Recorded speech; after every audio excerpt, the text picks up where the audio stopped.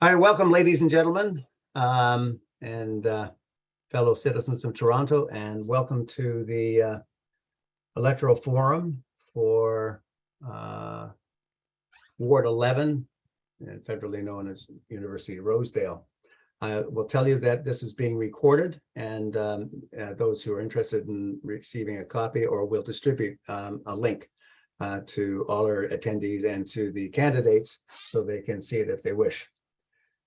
You should know that the forum is sponsored by 4 residents associations and the 2 BIAs, and they are the Annex Residents Association, the Harbord Village Residents Association, Huron Sussex Residents Organization, Palmerston Area Residents Association, and the Harbord St BIA and the Bloor Annex BIA. And thank you to these organizations for putting this on. I am Rory Sinclair. I'm a past chair of the Harbord Village Residents Association, and I have been doing this kind of moderating for, I guess, 25 years. I will welcome the candidates, and then this is how the things will proceed. Questions from the audience should be placed in the Q&A tab at the bottom of your screen. There is a chat tab as well, and that's where you want, if you want to make comments on what's going on or say hello to your mom, that's where that happens. But we won't be monitoring the chat function for questions. They all must go into the Q&A. Conversely, don't do chatting in the Q&A file. There will be opening statements from each candidate, and they will be 1 minute in length. There will be a signal when there is 15 seconds left in the allotted time, and candidates should wrap up in that period. David, do you want to ring your bell and make sure we can hear it? That's the sound. There will be closing statements as well, also 1 minute of length, and follow the same format. Candidates will be muted if not speaking. This will eliminate any temptation for cross chatter and get rid of the echo. The questions will be posed by the attendees on the Q&A tab. Ideally, questions are posed of all candidates because that's the best way to compare positions on different topics. If, however, a question is posed to an individual candidate, the candidate will get up to a minute to respond. Other candidates will have 30 seconds to comment on the question or the answer, but this is optional. The first question will be answered by the first candidate alphabetically by last name, and all candidates will be given 1 minute to respond. The second question will start by being answered by the second candidate in alphabetical order, and so on till we get to the bottom of the order. Then we come back up through the order from the bottom. So that means you're not following the same person every time. At 9:45, the moderator will call for the closing statements from all candidates, and the debate will end with that. So that's how we're going to proceed. And so we're going to start with opening statements. And the order is, I'm just going to read it out loud: Axel Arvizu, Adam Golding, Andrew Layman, Peter Lovering, Norm de Pasquale, Robin Buxton Potts, Dianne Saxe, and Pierre Therrien. So we'll start, Axel, and the timekeeper can start counting now. Axel, you go ahead and give your opening statement. Hi, thank you all for being here. My name is Axel Arvizu. I've been doing work in the community since I was in my early 20s. I currently have a company that specializes in building alternative houses, such as laneways. Most importantly, I'm your neighbor. I live, I work, and I play in University of Rosedale. I am running because after almost being driven out of this city by the housing crisis with plane tickets in hand, I want to do everything in my power to provide us and the next generation opportunities where we don't have to be displaced out of this city, but we can live and we can prosper and we can have a better sense of safety and community. I've always said, not a conservative, not a liberal, not a politician, not chasing a job because I didn't get elected in the last elections. I'm a business-oriented person with the track record, the experience, drive, determination to steer the city in the right direction. I wish this was not a virtual event and I could meet all of you in person. I hope you give me the opportunity to work for you. Thank you very much, Mr. Arvizu. And now we go to Adam Golding. Hi, folks. I'm a music teacher in your neighborhood. I teach piano just next to this porch that I'm sitting on in Kensington. I've been in student politics. I was a student president for 2 terms of the Cognitive Science and Artificial Intelligence Students Association, U of T, where we had to get different groups to talk together, like psychologists, computer scientists, linguists, and philosophers. Not easy. It's actually a bit easier than getting a conservative to talk to a liberal, which is what we have to do in municipal politics and vote across the aisle on the policies that we need. I have a few of them here. This is for my new flyer. The MSA is committed. That's a Municipal Socialist Alliance, a group that we co-founded, a slate of candidates working against Team Tory. As far as I can tell, some of us here are secretly on Team Tory. Free transit is something all of the MSA candidates are committed to. As you see the one at the bottom here, defund the police by 50%. 3 of our candidates were arrested on the same day at Lamport too, when we were defending the homeless against the violent evictions that Team Tory approved, along with the rest of that chain of command. We want to tax the vacancies because, as it came up in the last Ward 11 debate, which most of you skipped, there are 26,000 vacancies and 10,000 homeless people. And if we were to fill those vacancies, we would solve the problem, except we would create a problem for the developer class because the price of housing would go down, and people who take developer money, like Dianne Saxe, they're funded by people who would lose money in that situation because the price would go down. So this is artificial scarcity designed to bleed money from effectively the suffering of the poor. The developer class are essentially vampires feeding off of the artificial scarcity of housing. This is why we have to double vacancy taxes every month. This includes residential vacancies. We have to fund the arts. Prominent mayoral candidate Gil Penalosa didn't even fill out the arts vote survey. I'm voting for Chloe Brown now. And we have to tax big business, but you guys know that. Well, what can I say? I worked for the NDP last year. I know how they do. I was David, did you ring the bell? Yes, I certainly did. I did not hear it. So I can't hear it. So you have to, yeah, I missed it. I was wondering, I thought we were about at 1. Yeah, so I thought it was going on too long. So we have to fix that. David, will you hit this bell again? That's not good enough. Has to be closer to the mic. Maybe he can send us a chat. Just keep your chat window open. It's too, no. I guess that's cumbersome. It is very cumbersome. So I'm not sure how we're going to do this, David. Can you get closer to the mic on your screen? And you're on. Let me try something else. Hang on a second here. Sorry, we'll take a break. We've got to get this right. Yeah, absolutely. But I think again, try this. Much better. All right. Everyone can hear that. So wherever you did, let's do that. Okay, we'll do that. Thank you, Adam. I apologize for the. Well, no, we're here to fix it. You know, nothing's perfect. Mr. Layman, you're up. All right. For those of you who don't know me, my name's Andrew, and for the past 7 years, I've lived with my husband, Matt, in University Rosedale. I love our neighborhood and our city. I'm not a career politician, and I believe that's a good thing. I'm a business professional with nearly a decade of experience in people leadership and human resources. I'm also a proud first-generation university graduate with a bachelor's degree in sociology, criminology, and a graduate certificate in mental health. I'm not running because I need this job. I'm running because I want to make this city a better place for everyone. I'm running because I believe we need a strong voice to stand up to power and challenge a room full of yes people who might not always have our best interests at heart. Considering my professional experience, educational background, and my courage to speak up when everyone else chooses to remain silent, makes me uniquely qualified for this position. Thank you very much, Andrew. Peter Lovering, you're up. Hi there, my name is Peter Lovering. I live in the ward. I have no political affiliations or past political affiliations, and I think that's important in this particular campaign. I have a background in business, I have a background in arts, I have a design company, as well as I am a community publisher for some downtown newspapers. And I think the reason I'm running is it felt to me, and what I heard from lots of people, is that the city has lost its curb appeal. Somewhere over the last 12 years, we've seen the city diminish in many ways. We've seen it on our streets, we've seen it in our transit, we've seen it everywhere, and I'd like to change that.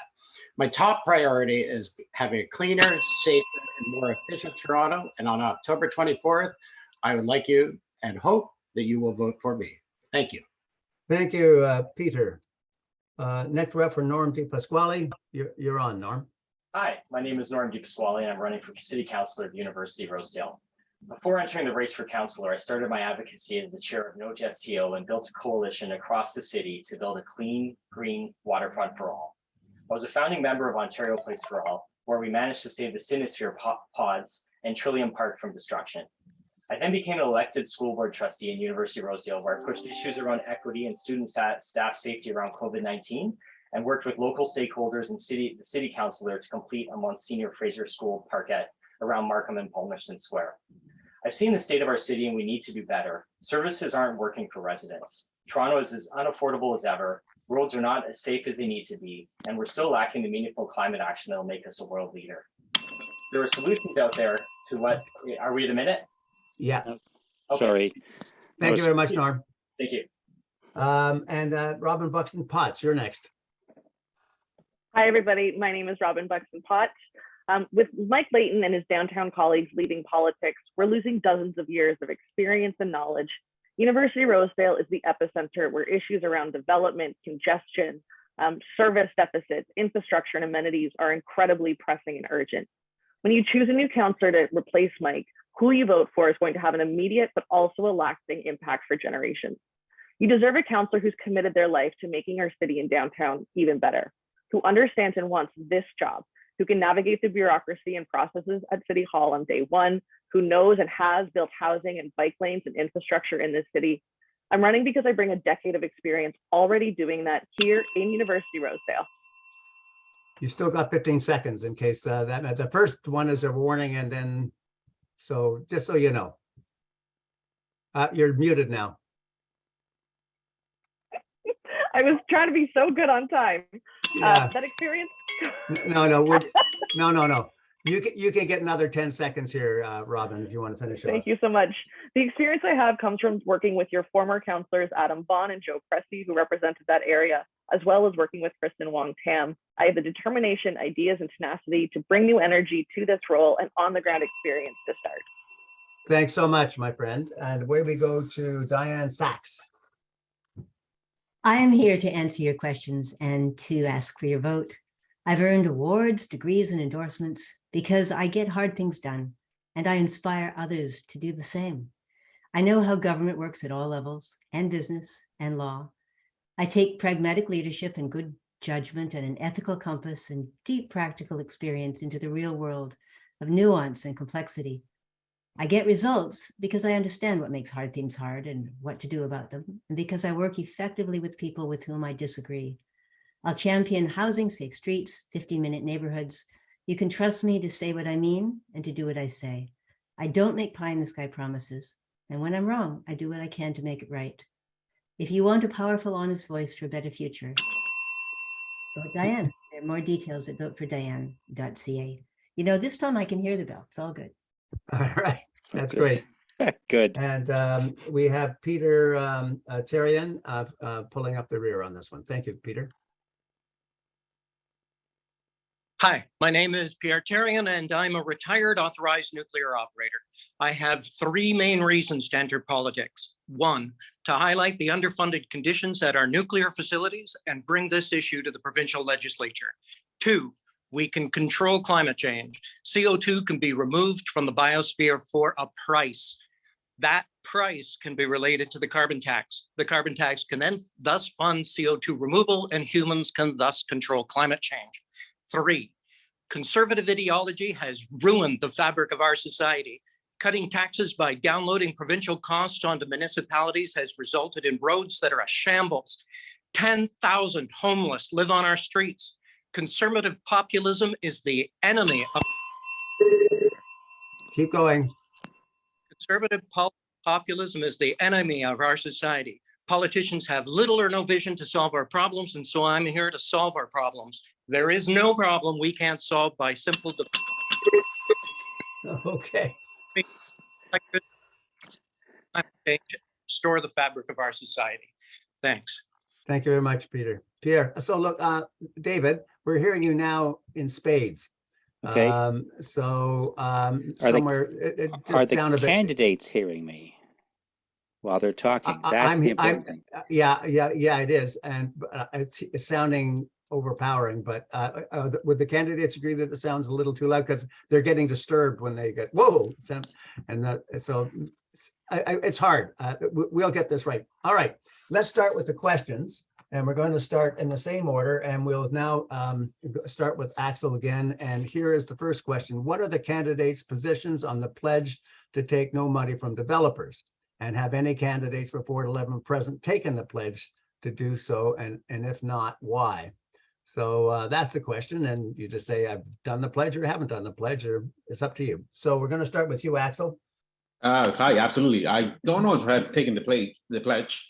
But I do for sure. I do. You cannot tell me by any means that if you take developers' money, you're not bound by some means to return the favor in a way, or feel pressure to do so. I think we should say we should not criminalize, but definitely not allow any developer money to be in the hands or put in the candidates' campaigns, and be definitely a factor that may steer an election one way or the other. That's my position. Thank you very much. And moving on to Adam Golding. So yeah, I was shocked at the all candidates meeting when Dianne said she hadn't taken the pledge, the very first thing that happened at Cecil Street. And what can I say? I had taken the pledge in spirit. I made sure I'd actually taken it. So I filled the change.org just yesterday. And here's what I said. It was linked to by some other questionnaire. I said, I can be killed, but can't be bought. My opponent, Dianne Saxe, takes developer money and is on Team Tory, hashtag evict John Tory. The interests of developers are killing people. We have 26,000 vacancies and 10,000 homeless. Why not house them? Because it would drive the prices down and cost those developers money which they use to buy politicians. Well, guess what? I've got a real shot at victory with a budget of a few $100s. Fuck developer money. No one owns me. Dianne Saxe is bought and sold. Well, there you go. Andrew Layman. Yeah, I have not taken the pledge. And I think the pledge originally came from because people were concerned that that was going to have influence on elected officials and their decision-making around, affordable housing. I don't think it actually solves anything. I'm running truly a grassroots campaign with no big ties to money, power, or political affiliation. And I really think the real issue here on who gets elected is the deep pockets, political interference and influence, and the media influence. We've seen with our candidates here, only 3 are being propped up. So I think that's the real concern, because constituents only know 3 names. And I think we all know who those names are. Thank you. We're now to Peter Lovering. I have not taken any monies from any developers, nor will I. In fact, I think it is a disadvantage because I don't know developers. People who have been in politics and people who have been there and maybe have run other campaigns before, maybe are working for political parties, they're likely to get lots of developers coming to them because they have those connections. That's their right. I don't really believe in that, so I will not be taking any. I will not be taking any developer donations, what have you. I haven't yet, and I don't foresee getting any. So that's my answer. Thank you. Thank you very much, Norm Di Pasquale. Thanks, Gus. I've taken the No Developers Pledge. I think I was one of the first. I was interviewed on Global TV about why it was important. And while I see developers as a stakeholder in getting housing built, I signed the No Developer Money Pledge because I want to ensure that residents know I have their best interests at heart. And I don't want any resident to think that my decision making has been impacted by money. So there it is. Thank you, Norm. Robin Buxton Potts. There, I have not taken the pledge, partially because I do think that everyone who wants to donate in the city should have a right to. That includes any small business person or union person.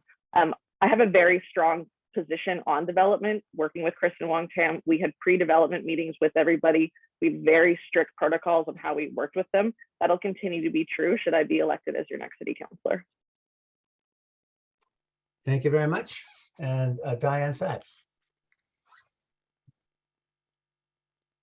Hello. The developer pledge involves 3 things. 2 of them I can completely support. One is, will I commit to proactively work to balance the playing field by meeting with community organizations, renters, and housing advocates? And absolutely, I'm doing that. In fact, the very day I was asked this, I met with Housing Group. Will I commit to advancing the creation and expansion of new affordable rental, social, nonprofit, and cooperative housing? Absolutely. Will I make this formal commitment not to take the pledge? I'm not. I think that the pledge is totally unworkable. I mean, Norm has signed the pledge, but there's no enforcement on his website. There's no button there saying it doesn't take money from developers. There's no questions asked if you make a donation. I have not solicited money from any developer. I have not approached developers asking for money, nor would I. I had one developer. Anyway, it's impractical to comply with and far too wide, but I have not asked for any developer money. Thank you very much. So now we are going to ask the next question, and we'll be starting with Adam Golding. Adam, I'm going to ask you not to type answers to questions in the Q&A. You'll get to answer questions live. It defeats the purpose of having a live debate. So please. I'm always multitasking. Well, isn't that great? You can multitask on writing love letters to somebody, but you're not going to do it on. I'll write them to John Tory. Well, thank you so much, and that's enough. So we're now going to the next question. And excuse me, would you mute yourself, please? Who? Adam, I'm hearing you. Thank you. Question, what are your plans to make Toronto a more environmentally friendly city? How do you plan to make Toronto carbon neutral by 2040? And we're going to begin with Mr. Adam Golding, and you may now unmute yourself. All right, here's a few points from my climate platform. This is proof that my platform changes, and I added it to it.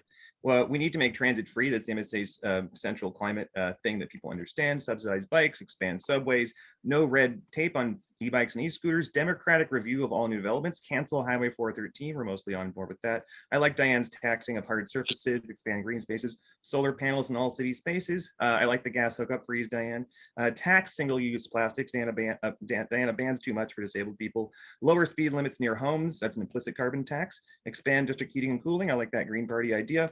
And we need public and Indigenous control of natural resources, starting with Allen Gardens, maybe.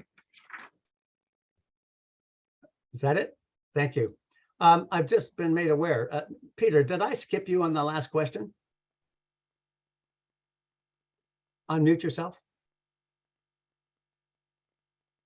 Yes. I am so sorry. That is me just trying to do too many things at once.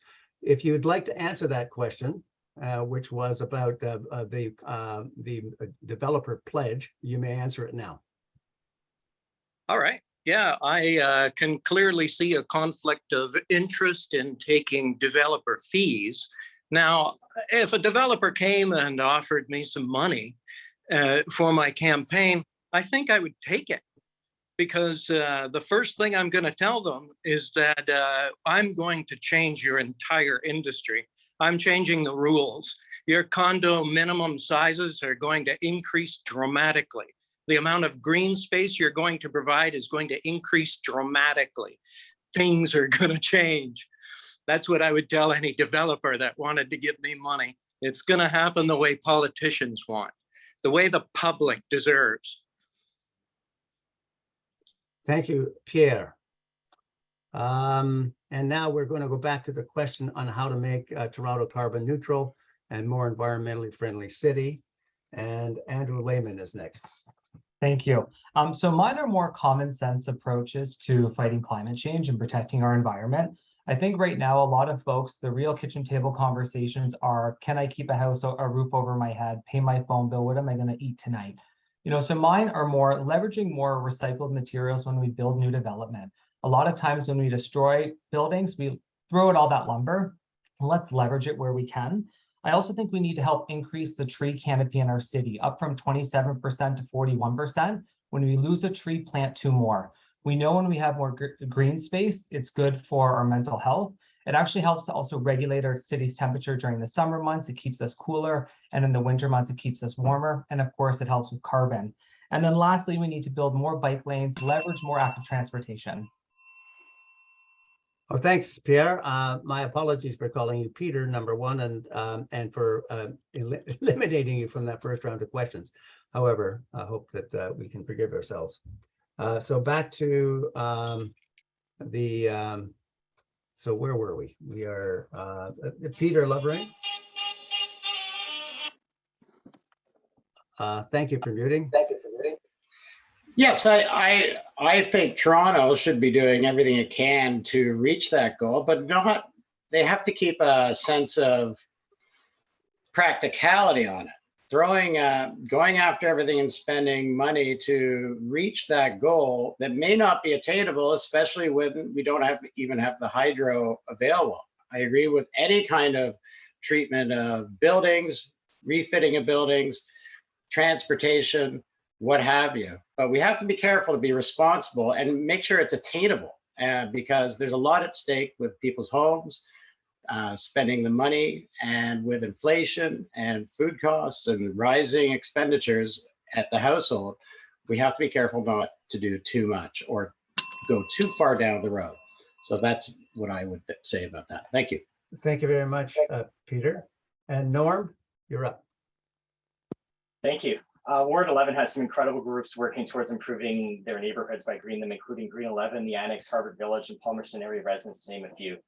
I would focus on 3 pillars, which are climate action, achieving Toronto's 2025, 2030, and 2040 climate goals by fully funding our climate strategy, accelerating investments in affordable housing, transit, and good green jobs, climate resilience, ensuring the marginalized and vulnerable are not affected by climate change especially, and waste and circular economy. Like, we have to take action on single-use items, such as, you know, the takeout stuff, which is currently voluntary. We have to make it so that, you know, what we get from our restaurants are reusable, all of that. So thank you. Thank you, Norm. Robin. Thank you. One of the things that we need to look at is how we're funding our existing plan. Transform TO is ambitious, but it has not been adequately prioritized. There's a reason it's called Transform, and it means we need to take transformative action. I don't think that a pragmatic approach makes sense when you're looking at the destruction of our climate. One thing you won't find is Transform TO in our budget right now. You have to make sure that what we're spending is made clear, accountable, transparent. And people ask, like, how are we going to pay for these necessary investments? You have to answer that there's no way that we can afford not to. The cost of inaction on this will be tenfold the cost of mitigation now. We also need to look at this, that climate justice is worker justice, it's racial justice. These things all happen in conjunction, and there's incredible opportunities to retain and reinvest to green infrastructure in ways that support good jobs. Thank you, Robin. And Dianne. The faster we move on climate, the better off most people will be. This idea that we have to choose between an environment we can live in and an economy is a false choice. But we need to have, and there's a long list of individual items we can have, but we need the big picture to be right. And the first thing is the city needs a carbon budget, and it needs to be tied to the financial budget. Robin's right, the city needs to pay to actually implement its plan, but many of those investments will save money, both in the short run and in the long run. We also need to have Toronto Hydro, other agencies doing their part. Toronto Hydro is terrible compared to other utilities in the area. We need infill housing as of right. We need 15-minute neighborhoods so people can live well without cars. We do need to be taxing hard services to reduce flooding. Anyway, long list on my website, many things we need to do. Thanks, Dianne. And Pierre. Unmute. Sorry. The idea that we can fight climate change is pure nonsense. The assertion that we may not be able to afford to fight it is ridiculous. We can control climate change. CO2 can be removed from the biosphere for a price. That price has fallen dramatically, $25 a ton to $200 a ton. This will hardly change the price of gasoline, but it will make gasoline have negative emissions. The price on carbon can be related to this removal cost, and humans can thus remove CO2 from the atmosphere at any rate we choose. We can turn over this massive curve of CO2 concentration in the atmosphere, restore atmospheric CO2 concentration to pre-industrial levels within 70 years. Thank you, Pierre. Axel. We need to plan, design, and build with the environment in mind, invest in public transportation, building with the account of future forms of energy, such as solar power and electric vehicles and bicycles, green spaces over concrete pads on residential properties, starting community vegetable gardens, We should have mandatory recycling programs for businesses and condo buildings. Did you know that the large majority of restaurants don't recycle because it costs them money? And I want to launch a free tree planting program. Thank you, Axel. We're going to move on to another question now. A couple of questions I was just informed by our techies that were inadvertently moved off the Q&A tab, and one of them has been sent to me by, we can't seem to move them back, but they were there first. So here's a question about rooming houses. City Council recently tried to expand zoning to allow rooming houses throughout the city. It failed. The city cries that they don't have the tools to effectively manage existing rooming houses in the downtown to ensure residents and neighbors are well treated. How should the city get the tools to help manage existing rooming houses and then make an effective case to expand rooming houses across the city and do it? So for this question, we are going to go down the list, and it's Andrew Layman. Rooming houses is the question. Rooming houses, yeah. So I think, a lot of folks, especially in Ward 11 and across the city, constantly talk about adding density. And they talk about making sure, that we remove a lot of the homeless off the street. But a lot of those folks tend to be very NIMBY. So a lot of us advocate hard for making sure that we can add density, and then folks who get into office kind of push it away. I think, in terms of the shelters, the reasons why a lot of folks are actually in tents is because shelters feel unsafe. It doesn't feel like a place where they can actually go, they can rest. People are having mental health episodes, people are bringing in bugs, and people don't feel like it's a place where they can go. I think, we need to, especially as the winter comes, we need to get as many people off the streets. We need to leverage hotels. We need to, of course, invest in having more development towards shelters that are cleaned and monitored. That's still 15 seconds. And then lastly, we also want to leverage more warming temporary shelters during the winter months, because we know the winter is fast approaching and people need to be safe. Thank you very much. And we move on to Peter Lovering. Thank you. I think rooming houses in downtown Toronto are pretty common, and we all know them personally. And I quite frankly think the issue with rooming houses in the city is expanding them to other parts of the city and the suburbs. I feel like downtown pre-amalgamation GTA or Toronto has been doing the heavy lifting when it comes to rooming houses. So I think doing everything we can to permit legal rooming houses throughout the city, and not just at the former pre-amalgamation Toronto, is the way to do that. And that's something I do think the rest of the city, the rest of the wards outside of the downtown have to start pulling their weight when it comes to rooming houses. Thank you. Thank you. Norm.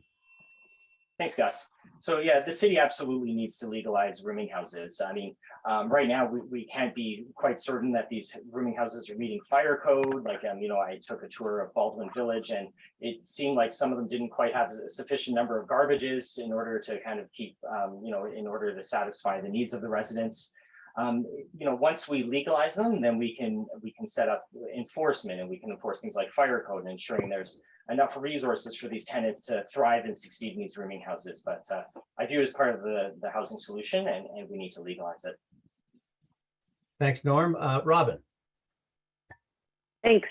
One of the things in that rooming house bylaw that got voted down was sort of to split off that we could increase the enforcement, we could change the bylaws in Toronto specifically. And so if and when that policy comes back, which it's meant to in the first quarter of 2023, I would make sure that if we're going to talk about rooming houses and we can't get the support for them across the city, which we should, but if we can't, we need to decouple that policy and really make sure that the rooming houses that exist in our city are given the proper legislation so that we can go in, have fire code investigations, that we have the enforcement officers. And then once we've proven that that enforcement works, we can make the case for the rest of the city. I will, however, be advocating very strongly that the entire city adopt a new policy to legalize rooming houses and include that enforcement across the city. Thank you very much. And going on to Dianne Saxe. Yes, I absolutely agree. We need the licensing bylaw. It was a great failure of the city council to refuse to pass it.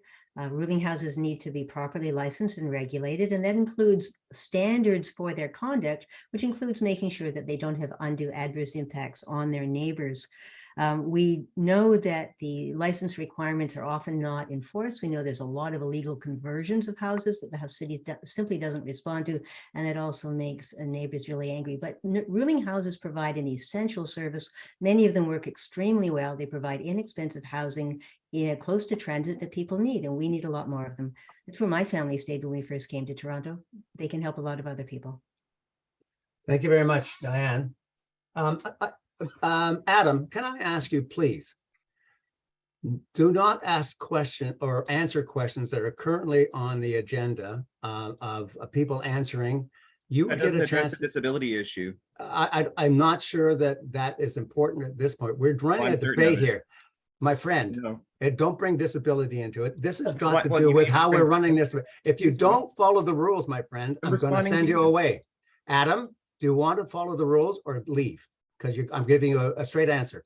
Because Yeah, you have been disruptive to the process. not at all. I'm ruling on that. You may not agree, but you are ruining it. So either stop answering questions or the next time you do it, we're going to bounce you. I'm telling you, I don't fool Do what? around. I'm going to What get about rid of, this I'm one going to tell privately, you Austin? you're off. I'm going to tell you you leave this debate Uh-huh. because we have, everybody else is following the rules except you. I wasn't given this rule before. May I ask you a question? You will answer questions when you're asked them, but please, I'm asking you to please not type answers, and you're wrecking the debate for everybody because you're the only one doing it. And it gets in the way of a proper debate where it's distracting. So I'm asking you, please do not do it. And if you continue to do it, I'm not having you to participate in this debate. That's May I ask you a fine. clarificatory question? You are not going to, I'm ruling it. I'm the Speaker of the House here. I'm I just trying don't to get any understand more your questions. question. Adam, you can answer the questions after they've been answered by text if you wish, okay? But don't That answer will them work. before On they've been video? answered. Yeah. I just have one question. May I please ask a clarificatory question about what you're telling me? What is it? So my understanding is that the problem is that the questions are getting moved over from the open tab to the answer tab. I believe if you check off send privately, that problem doesn't happen. So if I may, I'll try one question. If it still causes a problem, I won't use that method. Please don't do it, period. Just don't do Test it. the software. Just please don't do it. All right, I try to answer questions fast. Then you have, the purpose of the debate is for you to answer verbally, not writing out other answers because you're getting a double hit at it. It doesn't that's address not the fair. disability factor though. Stop it. Just stop it. All right, now we're moving on to now where were we? Pierre, you're going to respond to the question on rooming houses, am I right? Yes, I agree that rooming houses must abide by the licensing and the rules to stay in the city, but I see the larger problem as being the homeless issue. There's the Toronto Star recently reported there's almost 10,000 people living on the streets in the most sophisticated society on earth. What are we doing? If there's 10,000 empty beds, then I say our starting negotiation point has to be that we need 10,000 beds in Toronto immediately. That's where I think we need to start. Thank you so much. Axel. Hi, rooming houses should be legalized now more than ever with the housing crisis. The city does have the tools to manage them. They just don't have the interest in doing it or do not want to do the legwork that goes around making it happen. I will bring the issue back, and it's a great way to alleviate the housing crisis. Thank you very much. And Adam. The rooming houses are something artists clamor for, surprisingly enough, when I surveyed them for the arts platform. And this doesn't come up much when people talk about rooming houses, but creative communities, well, I mean, sometimes they're inhibited because of their political potential, and they need sort of non-standard living arrangements often. You know, musical ensembles come in every shape and size. And so the musical reason alone means that it's completely unjustified to make rooming houses illegal. The burden of proof is on the government to ban them, and that burden of proof is not met even in the case of artist collectives. And it's not for the government to decide what is and is not an artist collective. Everything can be creative. So in the name of the arts, rooming houses must never be restricted. Thank you very much. We're now moving on to the next question, and we'll begin with Peter Lubbering. And let's back up here. Gosh,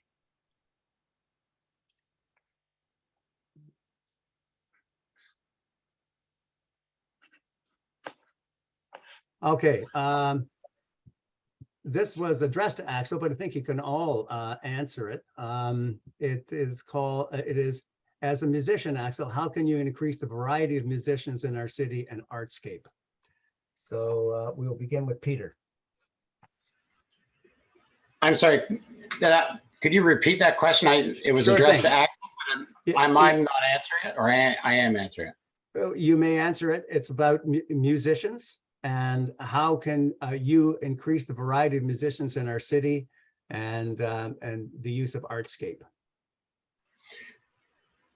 Well, quite frankly, I think the easiest way is to create more spaces and activate our parks and allow musicians with less permitting to perform and have shows for and develop that sort of in-park musical environment and allow more permitting of parks. Of course, there's a lot of businesses and what have you, but if people had a place to play where they could plug in, they could have lights and stages, parks would be a great place to start, and it would also activate the parks in a great way. So that would be one place I would start. Thank you. Thank you so much. And Norm? Yeah, I would definitely consult with the artist community and learn precisely what their barriers are. Arts Vote was an excellent way to kind of learn some of that. Space is obviously a very difficult issue in this city. It's getting very hard for anybody, much less artists, to afford a space here. So we have to find opportunities to, let's say, take a building that is not used and perhaps make that into an artist space. Where we can offer, sort of integrate them into and weave them into our city. A vibrant art city is the kind of city I want to live in. So, some excellent examples like the all the bike lane barriers are actually done by Toronto artists through Start Toronto. Let's do initiatives like those. Let's support the artists. Let's give them a place to stay and a place to thrive. Thank you so much. And Robin? Thanks. I grew up listening to the Happy Pals at Grossman's on Saturdays. My aunt and uncle played in that group, and it completely transformed what I love and how I see the city. And so making sure that we can keep spaces like that is critical to the city that I love and want to keep living in. Affordability is always going to be the big space for that. How do you create space for people to be creative and do things? I worked really collaboratively with a group called the Aiken Collective, where they helped rent out studio space to artists in underused Section 37 agreements at the city. We could do that with artists. We could do that with musicians. We could do that with performing artists. And those are the kinds of creative solutions that I would love to see as we create more density and build more towers. Thank you so much. Dianne? Absolutely. When I was the legal director of citizenship and culture, we spent a lot of time looking at how can government support the arts. And it was clear that one of the most important things governments can do is to make sure that there are appropriate performance spaces of all different sizes and flexibility. So I helped buy the Winter Garden Theatre, for example, for the province. We need a lot more flexibility in performance spaces, pop-up spaces, underused spaces. And of course, we also need to help housing. So co-ops for artists have a long tradition, and that's something that I'm certainly on record supporting more housing co-ops, and some that are specifically focused at the arts have great potential, and we've got some surplus land that the city could devote to that. Thank you. And on to Pierre. Thank you.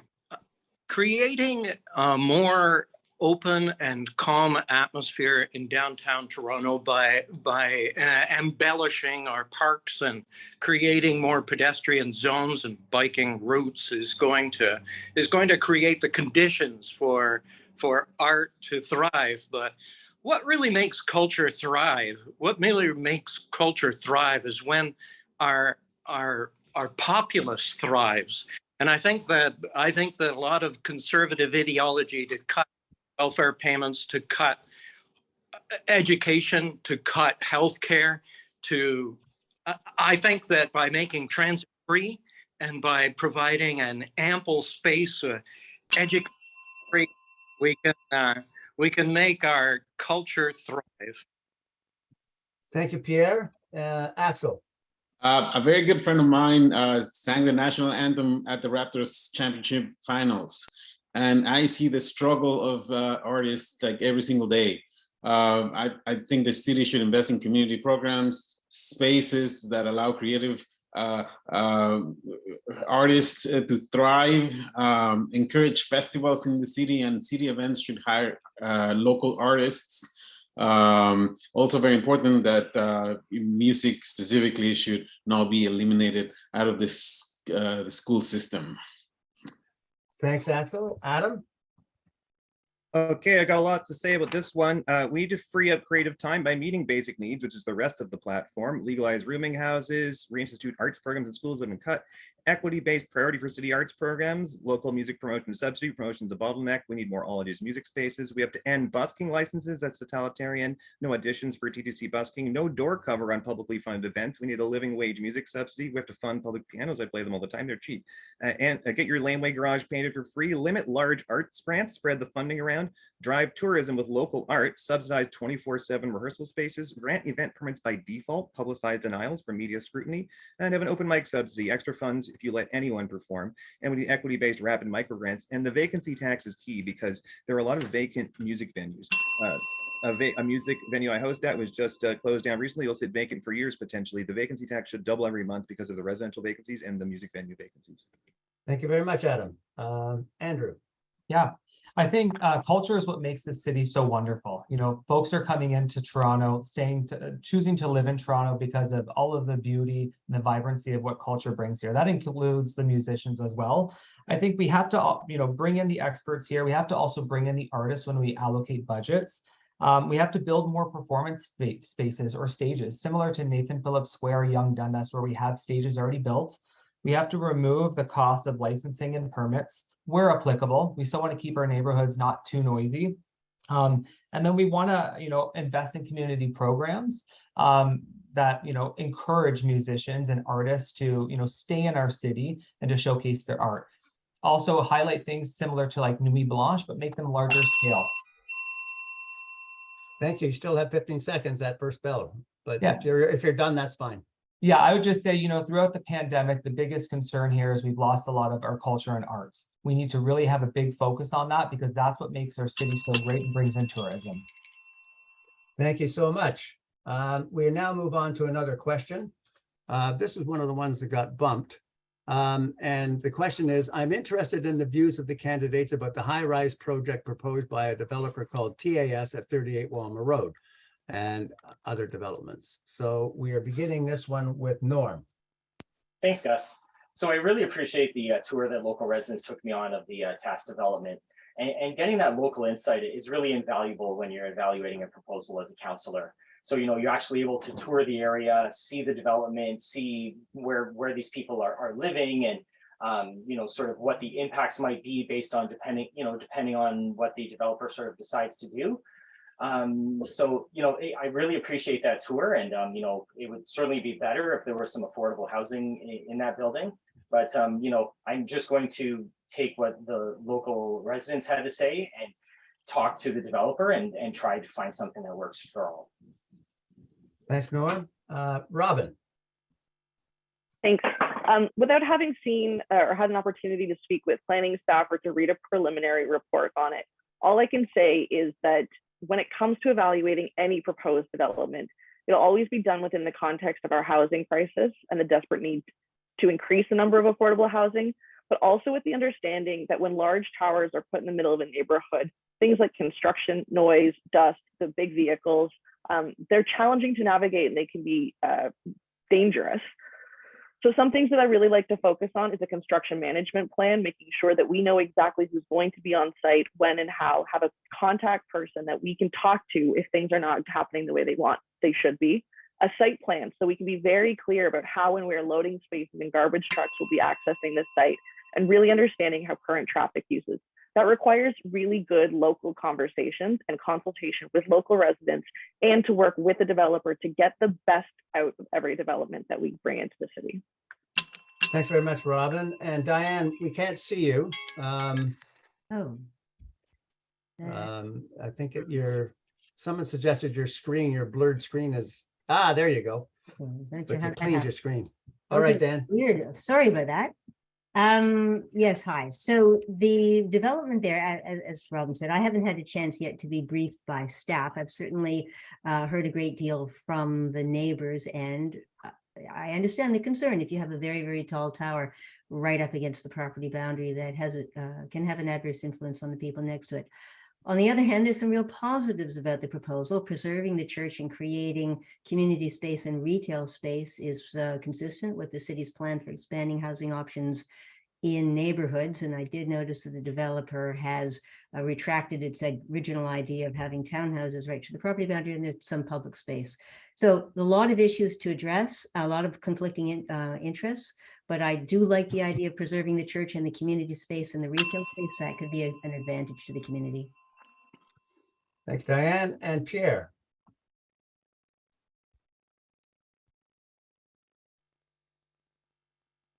There we go. Yes, sorry. So I don't know this this building specifically, so I'll comment on the condo industry more in general terms. The real estate industry in Toronto is in free fall. Financial conditions worldwide dictate that the condo construction industry in Toronto is just about to completely come to a halt, and it's going to stop. And I think that we, with our immigration, enormous amount of federal infrastructure money to continue building the condo buildings that are currently in progress. Future plans must be completed, but we've got to increase the minimum size for these places. I've tested them out in the 500 or a square condo, completely unacceptable. New immigrants need a good place to set up a new life, and it's got to be much bigger. Thank you, Pierre. And Axel, you're next. I am not familiar with the specific project, but my position on building developing buildings is that densifying Toronto is unavoidable. However, we have to make sure that the developers have the citizens as their priority instead of profits. They must keep historical values and aspects of buildings intact, and we should force them. We need to force them to designate public spaces and a minimum number of affordable units. Thank you, Adam and Andrew. Oh, sorry, Adam now. That was Axel. Well, I want to zoom out a little bit. What we need is democratic review of new developments. The question is who votes? Residents definitely. Maybe business owners, maybe not landowners who don't actually live there. This is true of a lot of decisions where you don't have residents with final say. And Knorr's jury theorem tells us that if people are better than chance, we want more people to have a vote. That improves accuracy. A lot of people think, oh no, we're going to let more people participate. Accuracy is going to go down. Not if we're doing better than chance in our education system, which is our other job. So just ask the entire community to vote on this stuff. People don't like it, not because of what's the decision. It's because they didn't have a say. That's why people get upset. Thank you, Adam. And Andrew. Yeah, thank you. Building off what Adam said too, I think we need to bring in as many folks as possible to have a say, especially when new development is going to impact them potentially for years to come, similar to what Robin said with that construction.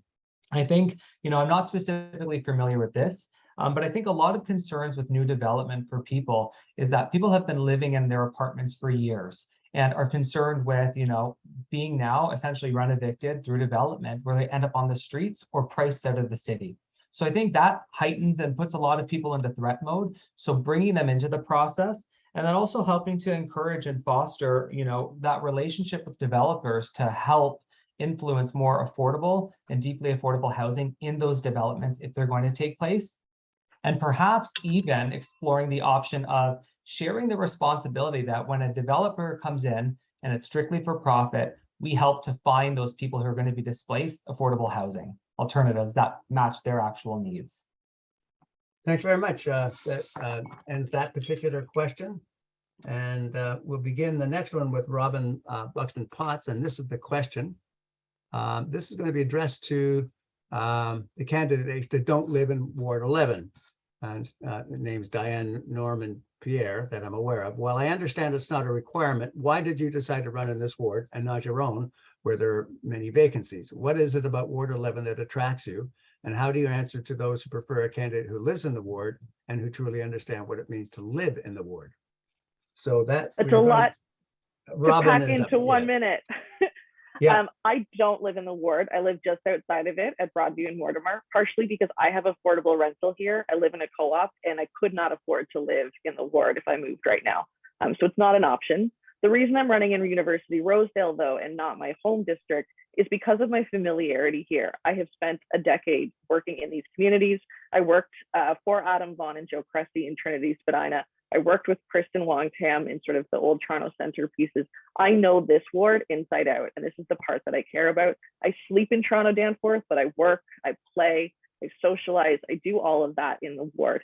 These wards are also very large. I live closer to the center point of this ward in Toronto Danforth than someone who lives in Rosedale does at Ossington and DuPont. I don't think that your location talks about your experience in a place. And I just really believe that my experience here is why I chose to run here. Thank you, Robin and Dianne. Find that unmute. My family and I have 120 years of roots in University Rosedale. My mother was born here. I was born here. My kids, my grandchild went to school here, worked on Bay, Beverly and Bathurst. My synagogue's here. My community center is here.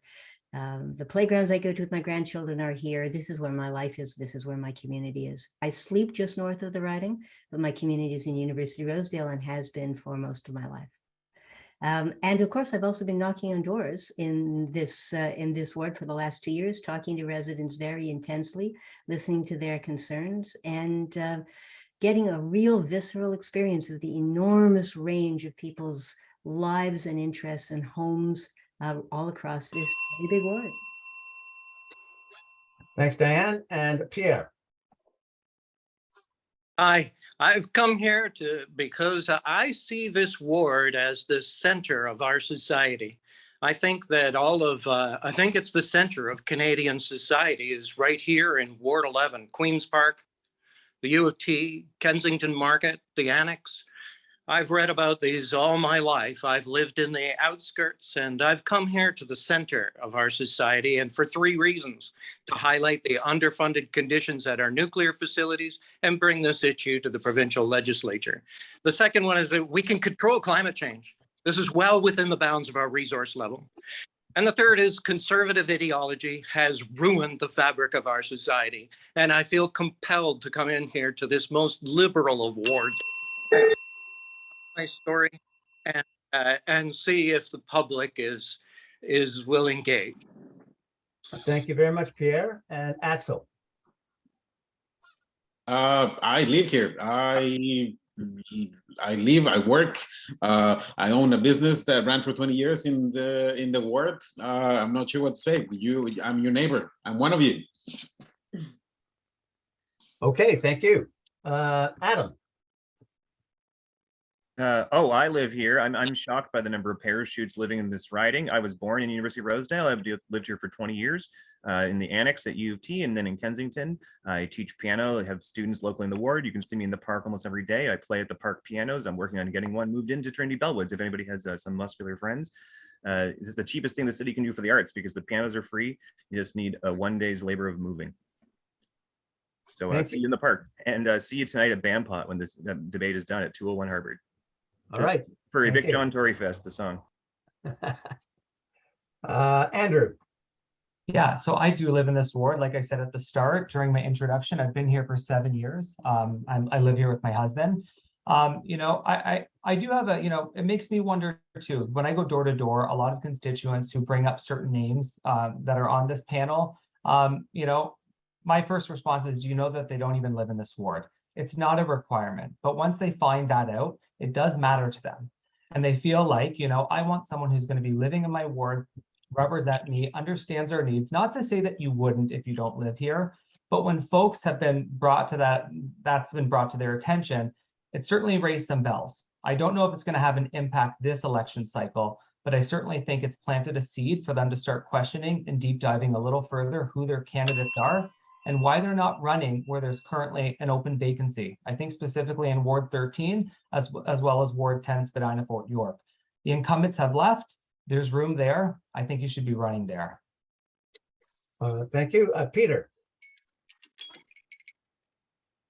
Having worked in a counselor's office and lived in the ward of that counselor's office, I can say firsthand that the very essence of being a counselor and going home and looking at your neighbors in the eye and have to justify what has gone on or any decisions you've been involved with is extraordinarily important to me. So it doesn't matter. I know it's a big ward, but you have to go home and look your neighbors and the people who you live around in the eye and stand up for your decisions. And I think it's extremely important. Thank you. Thanks, Peter. And finally, Norm. Hi, yes, so I'm an elected school board trustee in University of Rosedale. I've worked with Councillor Mike Layton, who's endorsed me on a parkette at Markham and Palmerston Square. And I've set up an outdoor classroom at another University of Rosedale school. So, you know, I am elected in part by the residents of University of Rosedale. I used to rent in Mike Layton's old ward of Richmond and Niagara, but unfortunately I was rent evicted with my family. And we managed to find an affordable place to rent around Queen and Bathurst. You know, my family got lucky. Other families don't get lucky. At this point, you know, rental housing is so unaffordable that, you know, it's just luck of the draw. And we have to fix that in the next, you know, in the next council. Thanks, Norm. We're on to another question, and we're going to take one of the ones that got bumped. And it's an interesting question, and it isn't about policy, but it's something about you and your fellow candidates. And it goes like this. I would like to hear from each candidate which other candidate they would offer a job to in their office if they were elected, who has ideas or expertise you would want to harness and collaborate with. So we are going to begin this one with Dianne. It's a very interesting question. I think that it would be, I don't know, Rory, maybe you and I should talk. You've got a lot of local knowledge, and you know, you're on the gallery view. Yeah, it's a really interesting question. Sorry, I don't have a prefab answer for that. No one does. That's the issue, and I'm not a candidate. All right, but that's your answer. Let's move to Pierre.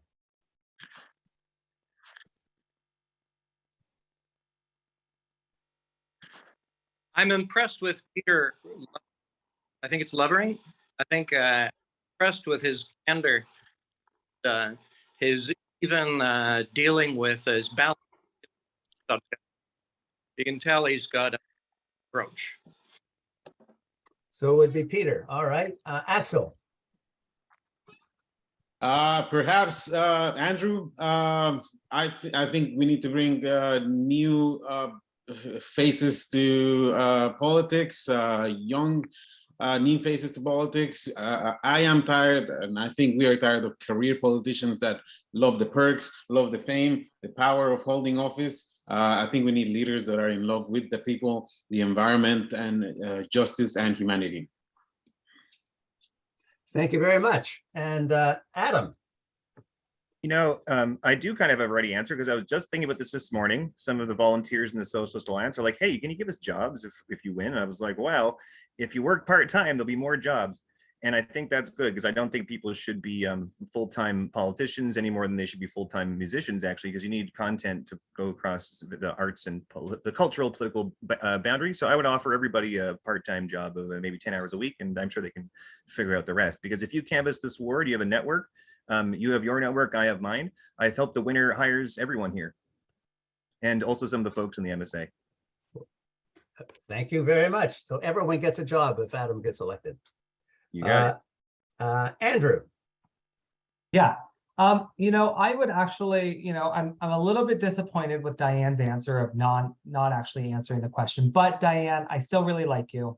I would actually want to work with you. I listened to Diane's podcast. And I was actually, you know, I like the way you approach conversations. I think you are level-headed. And, you know, I'm a little disappointed that you don't live in our ward as well. But if I really had to, I would I'd bring Dianne on board. Well, there you go.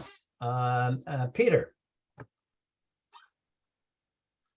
Well, it's funny. It's funny because I actually quite like everybody in this race, and I've met most everybody, and I would hire everybody, except I guess we'd have to have one rule that you have to live in the ward. I think if we could hire everybody, it would be outstanding. I couldn't think of a better group of people to run this ward, and it'd be the best thing for politics in the city ever. So I agree with you, Adam. But I think you need to live in the ward. So that'd be Alex, Andrew, Adam, for sure. Thank you. All right. These are great answers, everybody. Norm. Yeah, so I think Dianne Saxe would make an excellent fit on Transform TO, and her climate committee, made up with university leaders as well, is a committee that Toronto should be listening to. As a subject matter expert, that makes a lot of sense. There you go. And finally, Robin. I really regret that Alison Pang is not here today, because she was my immediate answer. I was really impressed with her at last week's debate. But I think out of the candidates that are here, I would absolutely love to work with Norm again.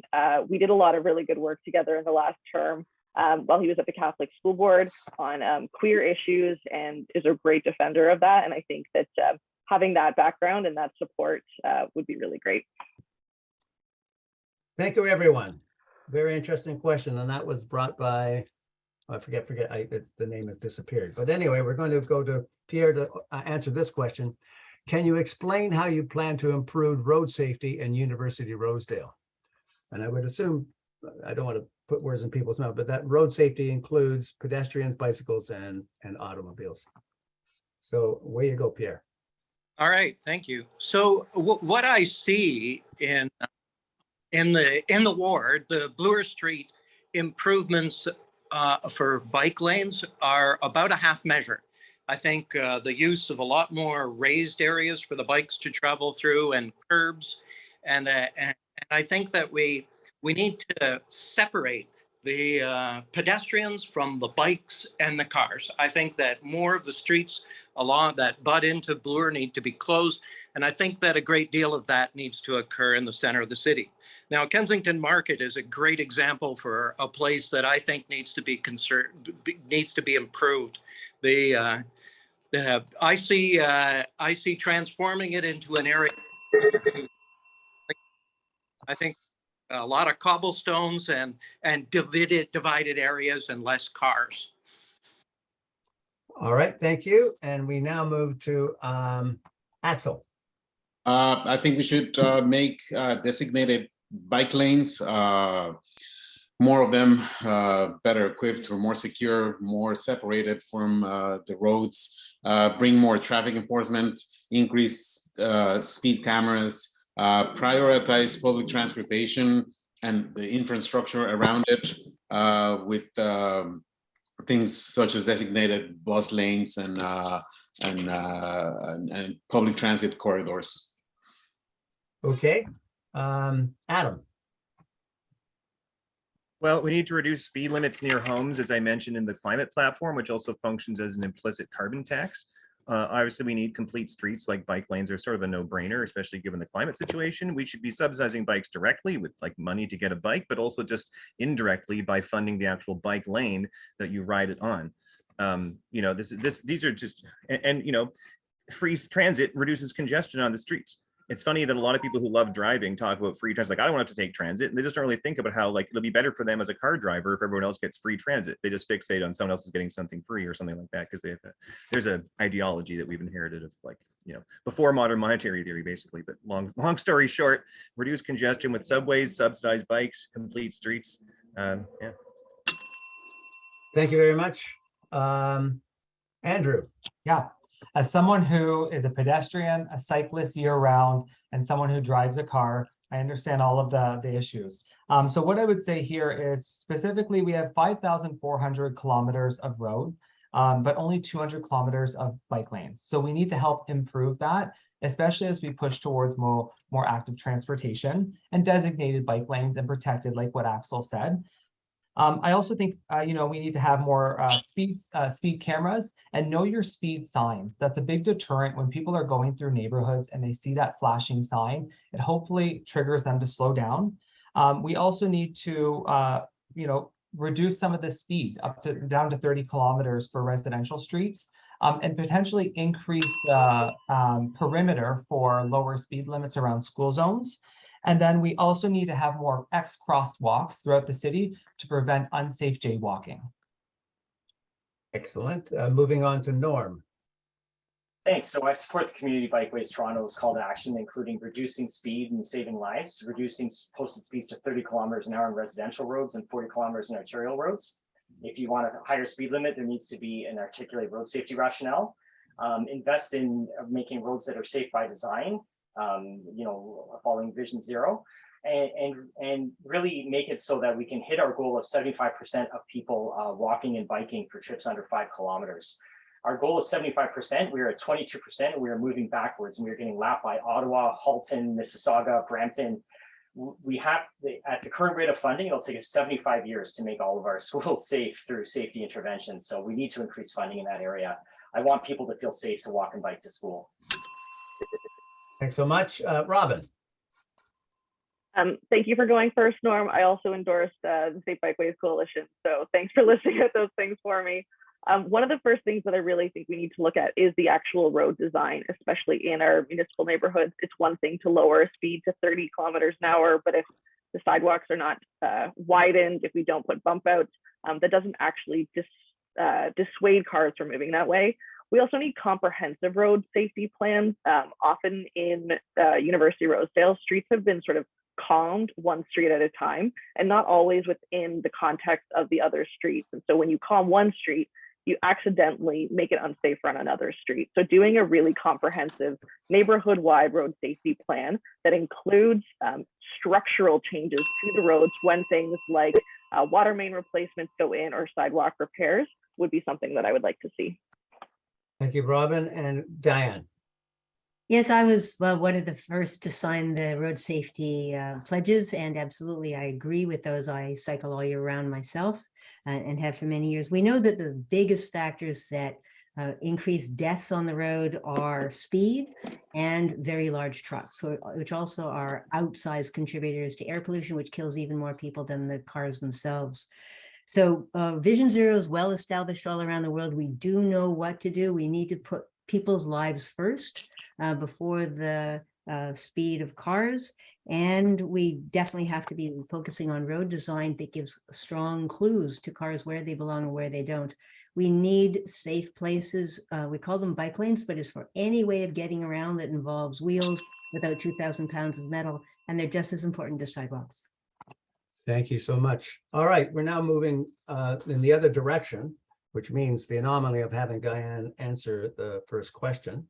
This one is, it's actually a statement, and I guess you're asked to comment on it. It is really inhumane to evict people from their houses or camps.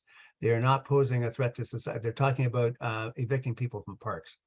So, oops, it just flipped away from me. Oh no, here it is. And if you, they're not posing a threat to society, and if you feel that you have to move them, provide them with permanent housing. So where would you stand on that statement, Dianne? Well, I absolutely agree. It's tragic to have so many people hungry and unhoused in this city. It's not the primary fault of the city. It was primarily caused by provincial actions, but the city ends up holding the bag and needs to do as much as we can. Absolutely, just moving people if they've got nowhere to go doesn't solve any kinds of problems. We do need to find homes for people. It makes no sense to reduce the number of beds that the city has available as is currently planned when we've got a crisis and winter coming. But we also need to be dramatically increasing beds. And we talked before about rooming houses, which are a piece of the story. There's also working with groups like Sinclair, which do a really good job providing supportive housing. We need to provide a lot more low-cost housing, and we need to be pestering the province to pay more so that people have a living wage, or at least a living income. Thank you, Dianne. And Robin. I do not support the eviction of people from encampments, especially if they do not have an offer that they have accepted, not through sort of coercion into an inside space. We spent a lot of time over the last few years visiting people living in camps across Toronto Centre and the downtown core to understand what their needs are. And over they just say it is housing. We had some great success out of Dufferin Grove by providing modular housing, modular supportive housing to get people who have complex health needs into safe, secure housing. And that is what I would like to see. Getting people out of the parks is a priority because it's not a place that they want to be either, but it has to be into long-term housing. Thanks, Robin. And Norm. Yeah, I certainly don't support police removal of people in encampments. You know, I was at Trinity Bellwoods and I was with a resident there and watched their house get bulldozed. And I swore to myself, never again. And I truly mean that. We should never have a police response to people in encampments, never. You know, we do need to build supportive housing and create more housing options. You know, I think City Council had an option to expropriate quite a few hotels and make them into shelter hotels and, you know, maybe eventually convert those into supportive housing, and they missed an opportunity not moving forward or with the ask to expropriate those hotels from the federal government. You know, the Bond Hotel is an example of what is a shelter hotel now, which is turning into a supportive housing place. So, you know, I would just scrutinize this all very carefully, and please don't support a candidate that wants a police response to our folks in encampments. Housing is a human right, and they're expressing that human right to housing. Thanks very much, Norm. And now we go to Peter. This is such a complex question. Quite frankly, I would say that we really do need to find immediate solutions for people right away. And some of those solutions may be short-term, but that's the first edge of the wedge to getting them out of our parks. The reality is the parks are a shared space as well. And we need to protect our parks because that's where people go that don't have backyards to play, to be with their kids. And when you see the park that has blossomed under Robin's councillorship, then I think we have to look at that. So how can we nip these situations in the bud? We have to have more housing, we have to have more short-term housing, and we have to have a plan to get them out. And that's what's complex, is the plan to get them out. But we can't just keep giving away our parks to encampments. Thank you very much, Peter. Andrew, you're up. Yeah, I would say this is a complex statement because there was a statement made and what's our reaction to it. You know, I think I see it from a balanced perspective. I see it from, you know, the folks who are trying to walk and leverage those parks. Sometimes they feel unsafe, sometimes it feels unclean, but you know, it's not more important than the folks who don't have a place to go. You know, I think oftentimes homelessness is an issue, one, because they're priced out, they can't afford affordable housing, and two, those shelters that I mentioned in the beginning are deemed unsafe for them. So they feel the only place there is, you know, in tents in parks. You know, I think we need more supportive housing. I think we actually have to address the root cause of why these folks are living in tents.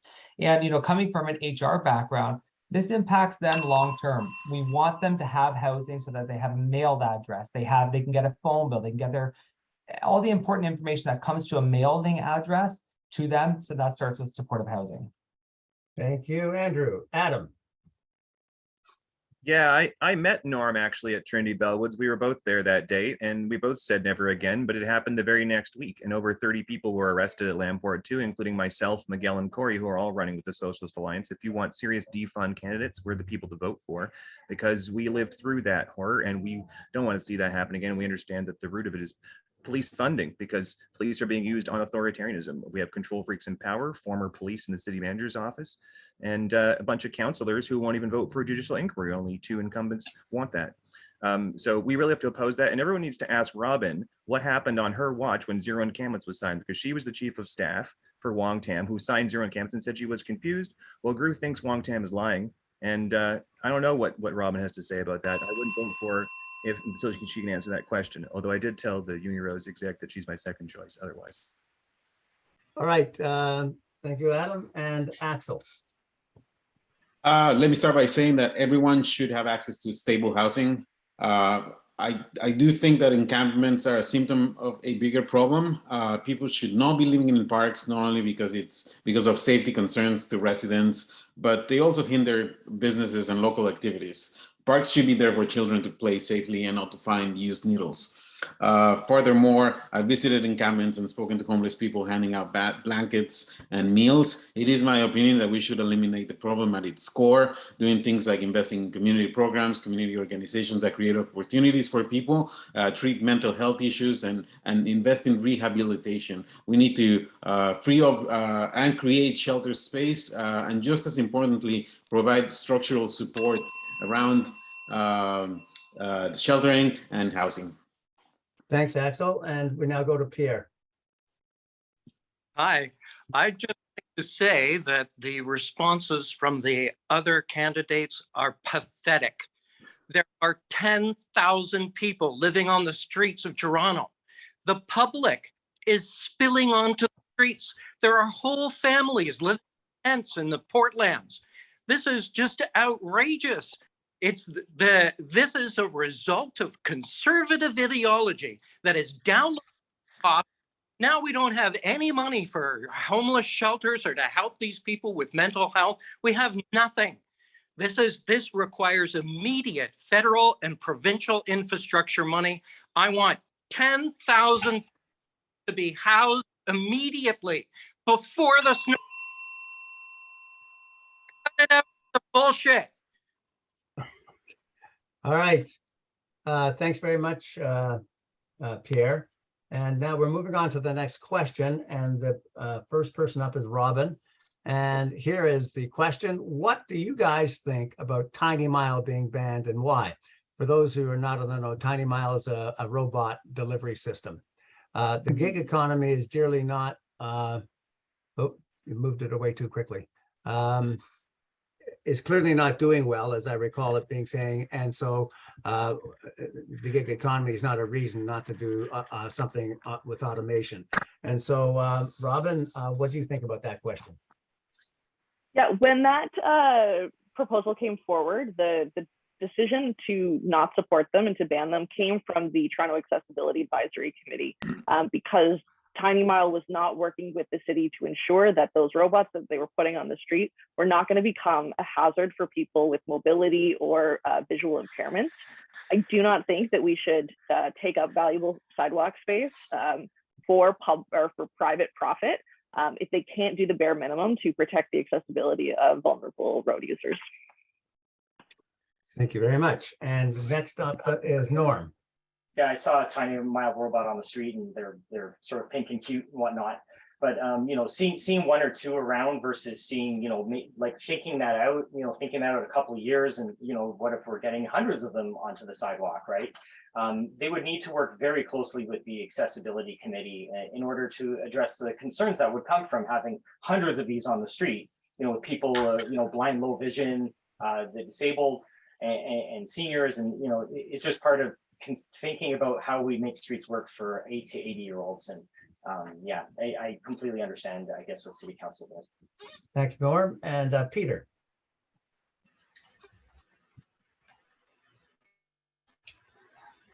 Well, this is a funny question. I have not taken any, I've taken the pledge not to take any money from robot delivery companies, so just so everybody knows. Quite frankly, I don't think it's really much of an issue. I think the sidewalks, we don't need robots going down the sidewalk. So I support the decisions that have been made by past council and would support that moving forward. Thanks, Peter. Andrew. Yeah, I mean, I've never really thought of it. Similar to Norm, I've seen these cute little robots go up and down the streets. They stop in front of you. It causes a fuss. People look around. But, you know, I'd want to know a little bit more about why they were banned. I do think, you know, taking into consideration the limited amount of sidewalks we have, especially as we focus on more narrow sidewalks, think like an avenue. So I think, you know, but the biggest thing for me here is it's taking away people's jobs, potentially. You know, not to say that this is everyone's go-to mode of making an income, but there are a lot of folks who potentially, you know, are concerned with automation. I actually hear that a lot working in human resources is, what does that mean for me down the road as this continues to expand? So I would probably support banning that temporarily and then just figuring out how that's going to have long-term impacts potentially. All right, thank you, Andrew. Adam. Yeah, I actually knew someone who worked for this robot delivery company, and it's true, they weren't that dense yet. I wanted to parallel because I signed the e-scooter pledge to not ban them or whatever, and then I got the disability stuff later, and I said, well, I already signed this other pledge and these are inconsistent. How about you guys talk to each other? And then a different e-scooter disability group messaged me, and I told them this thing, well, why don't you guys talk to the e-scooter network? And they both told me we're not talking. And so I want to agree with Norm here. They have to do close consultation with disability groups for scooters or delivery robots or whatever it is. The issue is the rate of conversation and the rate of communication. So thank you all for coming here to communicate. All right. Axel. I think the city should work together with companies like Tiny Mile. They should address the safety concerns, but they should not be discouraged because the technology is a great way to put Toronto on the map. We're currently struggling with the labor shortage, and automation is the way of the future. We are letting Tesla and Uber run similar programs in the city with automobiles. So go Tiny Mile. All right. And now we go to Pierre. Yes, this is just simply teething pains over technology. I think that the issues are just going to resolve themselves to our satisfaction. Just deal with the issues as they come up, and I'm sure it's going to be fairly straightforward what to do as we go forward. Thank you, Pierre and Dianne. This is a microcosm of a much bigger problem, which is we have lots of different ways of getting around that are in between walking and driving a 2,000-pound hunk of metal. And we need intermediate spaces. Personally, I think that anything which is driven by a motor and goes faster than a person walking has no place on the sidewalk. They should be on bike lanes, separated from cars and separated from people walking. We don't have enough room on the sidewalks. We need to have a lot more room on sidewalks for people to walk, and we need the sidewalks to be in better shape. If you ever tried pushing a large guy in a wheelchair, as I did for 4 years on Toronto sidewalks, it's really, really hard. So we need to protect the sidewalks for walking. We need to keep them in better shape. They need to be plowed. They need to be fixed. And we need off sidewalk space for everything else that doesn't have 2,000 pounds of metal.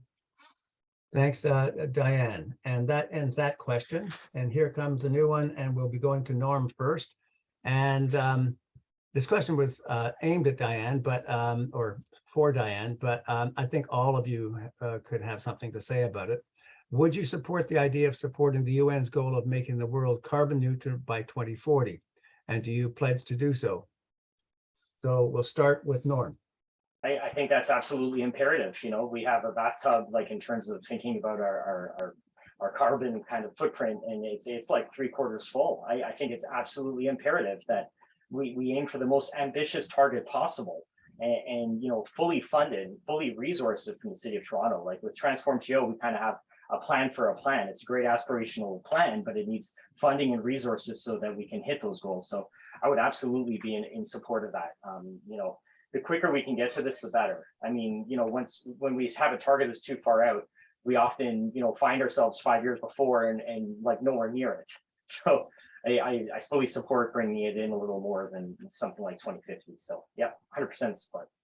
Thanks so much, Peter. So I think moving, the goals are fine, but bumping it forward when we've shown no progress in the previous 5 years, I think was a big mistake. So I think it's putting undue pressure on the system. It's going to rush things. And we know when the city rushes things, they don't spend wisely. So I think we don't want to rush so much that I think we should use our time to actually try and make meaningful gains. And that's, yeah, thank you. Thank you. And going on to Andrew. Yeah, I think the biggest thing is how do we bring as many people along on the journey? I think obviously protecting our environment, working towards, you know, what's possible, but how do we bring more people on?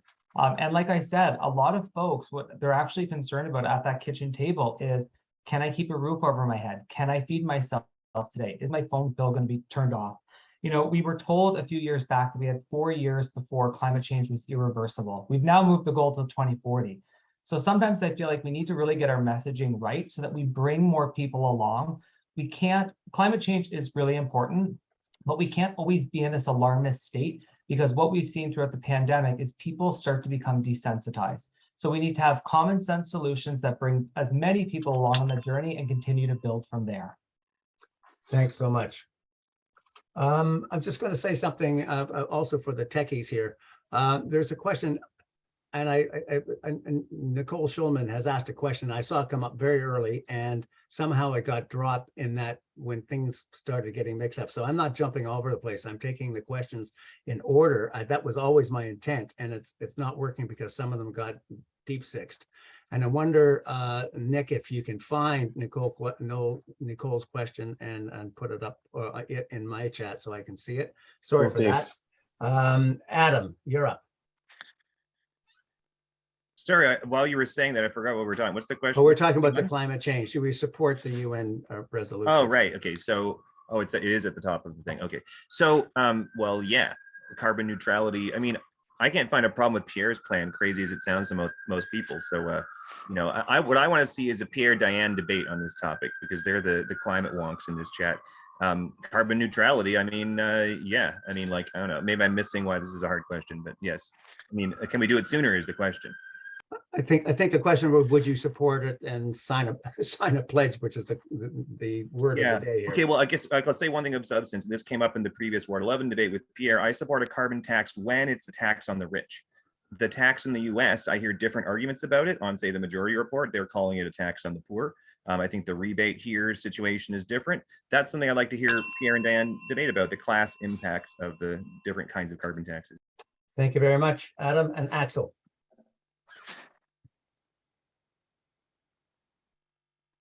Say Adam. Okay. The environment should be one of our long-term priorities in the city, in this province, in this country, period. We should play an equal level play field with the federal government intervening with dealing with countries that don't abide to respecting climate, because always the economy and climate change don't always align. And I think the feds need to do a better job at finding that right balance. All right, thank you for that. And Pierre? Yes, the climate plan, net zero by 2040, what they're talking about is they want to dump CO2 into the atmosphere, and they want trees and the ocean to process it. They want natural processes to process this CO2. What I want to do is remove it from the atmosphere commercially.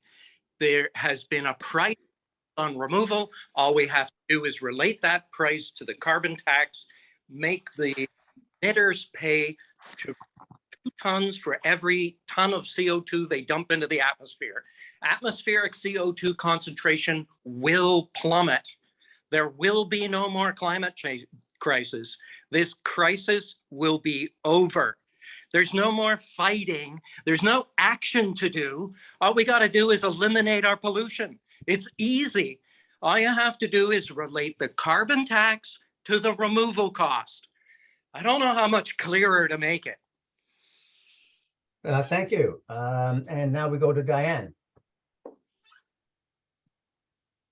Absolutely, I support the goal, and I would pledge to do so. We do know that climate change is a tax on the poor. The most vulnerable suffer the most. You can just look in any news source to see what's been happening in Pakistan and China and Cuba and in Florida and so on. The impacts of the climate change are absolutely here. The good news is that there's also an enormous commercial opportunity.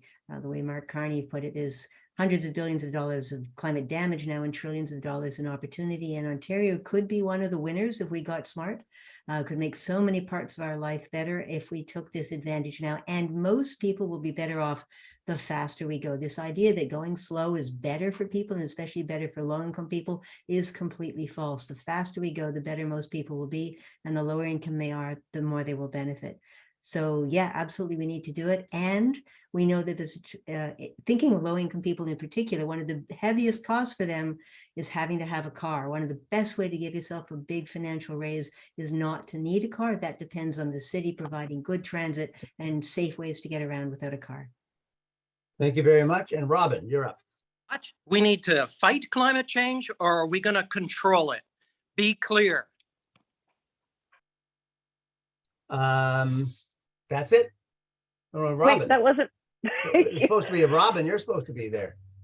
That's all right. Thanks, Pierre. I say absolutely we should support it. We know that despite the Paris Accord, that emissions have been going up. And so anything that we can do to sort of re-energize and make this urgency more felt, I think is really important. I really do want to focus the city's efforts on the two biggest emitters that we have, which are our buildings and our transportation systems. So the work that we do on affordable housing, on transit investment, on road safety, all need to work in conjunction with our climate change action plan. It's all, you know, I love community gardens. I love the individual work that we all take. That is important too. But to pretend that we need that alone will solve it, we need our big emitters. We need the big, bold plans to transform the way we live and create a economic opportunity for everybody. Thanks very much. I've just got word that from the timekeeper that his internet is down. So I'm going to keep time here with my trusty cell phone and a stopwatch. Gus, So- I'm back. Oh, Sorry. all right. Thank you very much. I'm so glad you are. All right. This will be the last questions because of the time. And so before we go to closing statements. So this question is from Nicole, because it's a great question. Yes.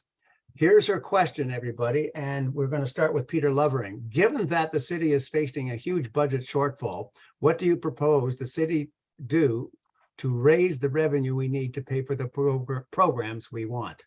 And we're going to start with Peter.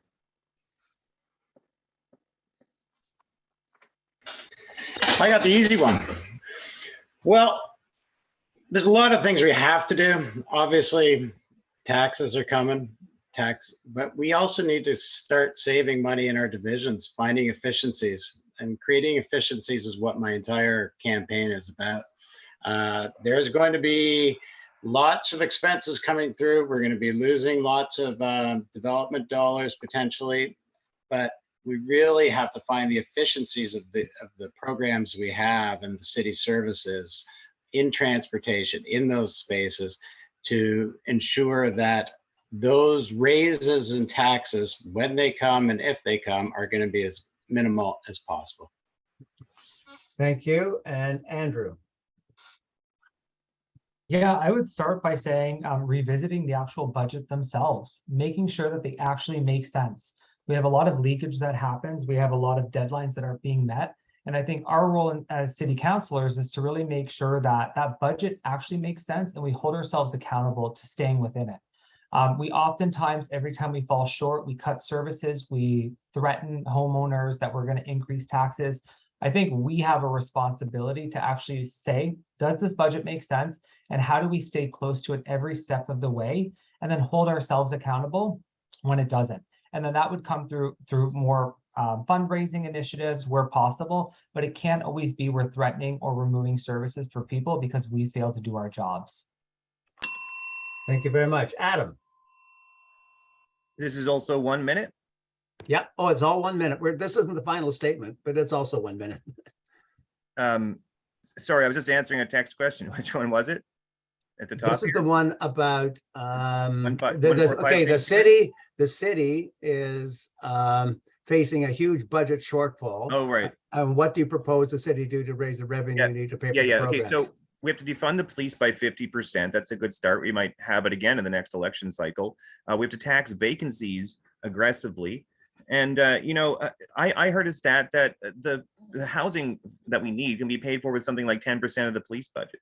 So, we're spending a lot of money on control, and just look at how much we spend on the encampment clearings. It's tens of millions of dollars when you include the private security budget. There's so much waste. We're not short on money. We're spending it on being control freaks. Thank you. Axel. There are things we can do to save and generate money, such as increasing the number of speed cameras, increasing parking permit fees, but also fixing inefficiencies around city management. Creating houses fixes the housing crisis, and it also generates property taxes.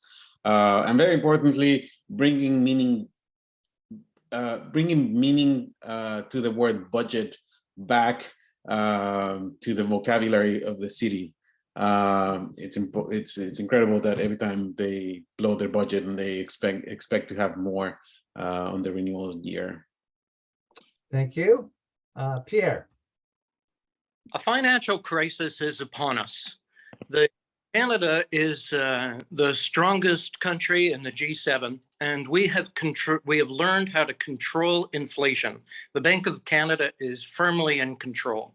We can afford to have a great deal of infrastructure money. I say we need $100 billion for new expressways to go under the city. I say $100 billion for new subways.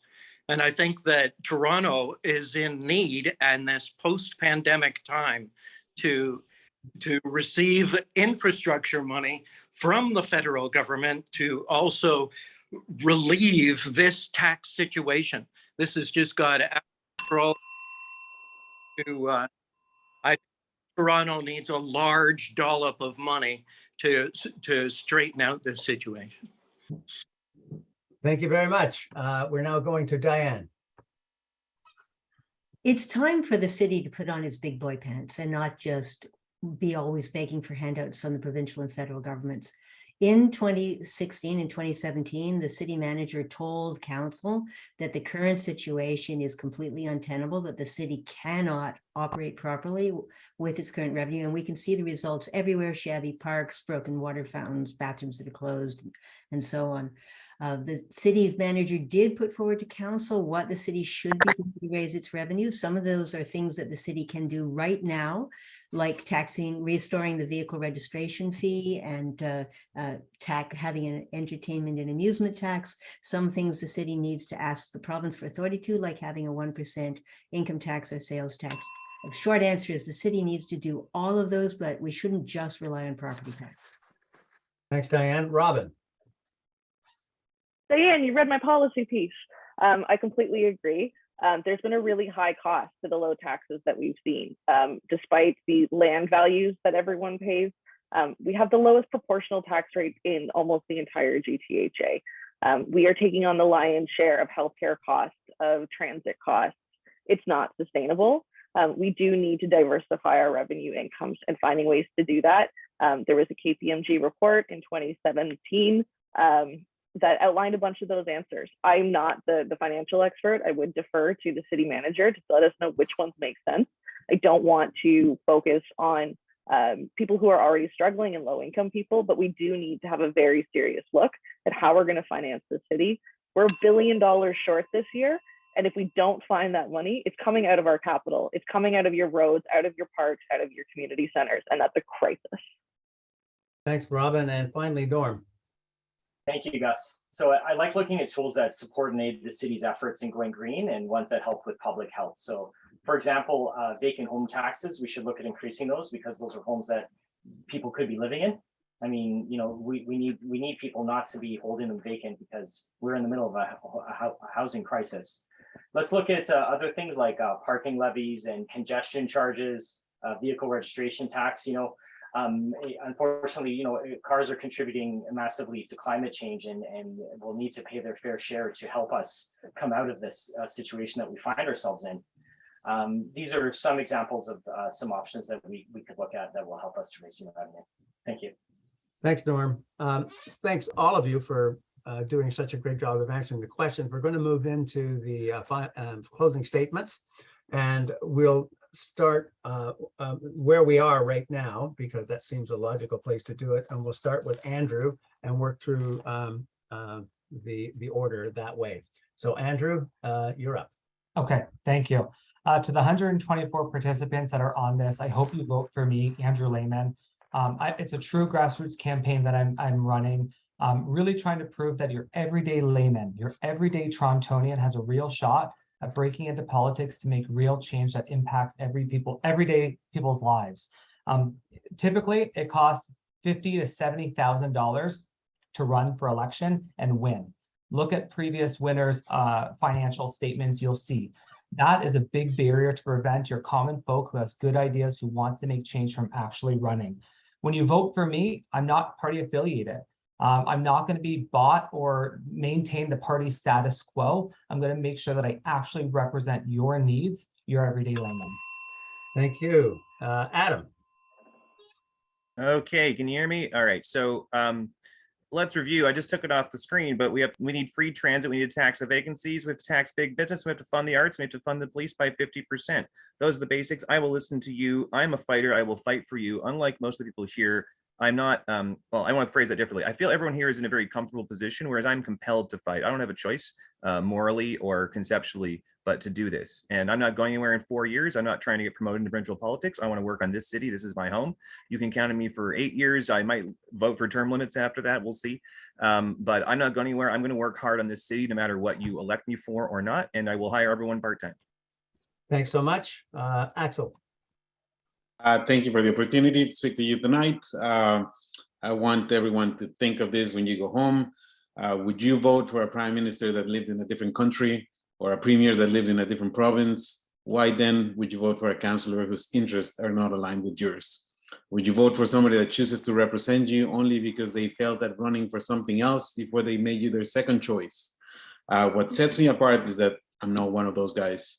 Fancy political speeches, having a big campaign budget, expensive signs or flyers, and biased nominations mean absolutely nothing. Talk is very cheap. This is my pledge to you. I am not a talker. I am a doer, and I hope you give me the opportunity to work for you as your next city councillor. Thanks, Axel. Pierre.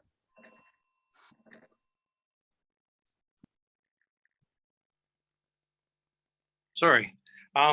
Yes, my name is Pierre Therrien, and I'm a retired authorized nuclear operator. There's no way I can deny it. I am 100% a liberal at heart. I see that conservative ideologies, the things that Doug Ford has done and Mike Harris has done to destroy our electricity system, and I'm pandering directly to the residents of Ward 11 because I'm exceedingly liberal. And my idea is to become a councillor and learn politics at the committee level and immediately graduate. I'm going to announce a run for the liberal leadership of Ontario, and I'm going to try. And a vote there will be another vote in a while because I'll move up into provincial politics in short order. Thanks, Pierre. Dianne. The Globe and Mail pointed out how badly we need serious political leaders, by which they mean elected officials who tell voters the truth. The governing involves hard choices, that there are no simple answers, who don't spread misinformation or promote partisan antagonism, and who rise above partisan politics to achieve goals for the common good. Isn't that who you want at City Hall? A local judge came up to me to say that he's done his homework, and that in this sense, I am your only serious candidate. On specifics, he and I often disagree, but he knows he can trust my intelligence and my integrity, and my experience and deep local roots are a plus. You are lucky to have so many decent people seeking your vote on many topics. Some of us share a vision. If you want a powerful, respected voice to achieve that vision, vote Dianne. Lots of detail at votefordianne.ca, and thank you for your attention tonight. There you go. Thanks, Dianne. And Norm. Thanks everyone for spending a few hours with us all tonight. I think these forums are an excellent opportunity to exchange ideas with you and my fellow candidates and inform the public. I'm available at norm@votenorm.ca should you have any follow-up questions. I believe that better is possible. I've taken a strong role of activism at City Hall for over a decade, working alongside Councillor Layton, whose endorsement I've earned, and other elected officials. I have an excellent understanding of how the city and the job as councillor works, and I know I have the skills to build consensus and organize around shared causes to enrich our communities. I hope I can count on your support on election day, so we can get to work on your priorities as quickly as possible. As an already elected official, I know how to get to work and get things done. Visit votenorm.ca to learn more about my plan. Thank you. Thanks, Norm. And finally, Peter Lovering. When I started this campaign, I was really about believe in Toronto, because the feeling I got from the streets was that people had lost faith in this city. Our progressives of the last dozen, maybe 20 years, they've gotten more revenue than ever, but things have been getting worse. So something has to change. everybody feels it, and it has to start somewhere small. It has to start with the little things. It has to start with beating yesterday and improving day by day, incrementally. And once that sort of attitude takes hold, it's infectious. The city will, people will start to believe in the city again. Join me on October 24th. I would love your vote, and I hope you do vote. Thank you for your time. Gus, can I give final remarks too? I think you had your chance, but what do you want to say? No, I didn't. You missed me. Did I? What a That's all right. crime. I thought I did you. All right, I have you checked off, but go for it. Unless I have completely lost the plot, I don't think so. But I'm hello so again. sorry. My No problem. apologies. It easily happens because we're all volunteers here trying our best, and sometimes we blow it. My apologies, ma'am. Not a problem. My name is Robin Buxton Potts. I think what you've heard tonight is that on so many of these issues, so many of us are aligned. You have an opportunity to elect someone incredibly progressive who cares about this city. What makes me different from the other candidates is my experience at the city. This is the job that I want. I have spent 10 years working at the city. I started as a volunteer. I became an administrative assistant, then a constituency assistant, director of communications, and then an executive assistant chief of staff. And I had the honor of being appointed in June in Toronto Centre. Because of that experience, because of the relationships that I have with these existing council, with the residents, I have fresh ideas. I have the energy. I know what this job is. It's not easy, but it's so important, and I love it so much. You can learn more at voterbp.ca or email me at contact@voterbp.ca. I'd love to hear from you and find some more time to chat if you're interested. You are right, Robin. I missed you. Absolutely. I don't remember doing it. Anyway, look, this has been a great event. You should see some of the comments. People say they wanted to vote for all of you because they think you're all great. And I think you all are great. You've done a service by running, putting your name forward and putting forward your ideas. And you can thank the resident associations who put this on, and the BIAs, and my colleague Robert Brown and I who put together the debate. And I take responsibility for anything that happened here that people don't like, and I hope that most of you did like what happened. This is a great thing to do. We must keep doing these things because this is where the great marketplace of ideas is, and everyone gets a fair kick at the can. That's my job, is to make sure it's fair. So bless you all. Go out into the night knowing you've done a great civic job by being here tonight. And good night. Thank you to all the organizers. Thank you for all the attendees. It's really lovely to have you here. Thank you very much. All right, so off into the night you go. Thank you, everybody. Good night. Good night, all. Welcome to 201 Harbord for the music. Good night, everybody. Night. Thank you, Rory.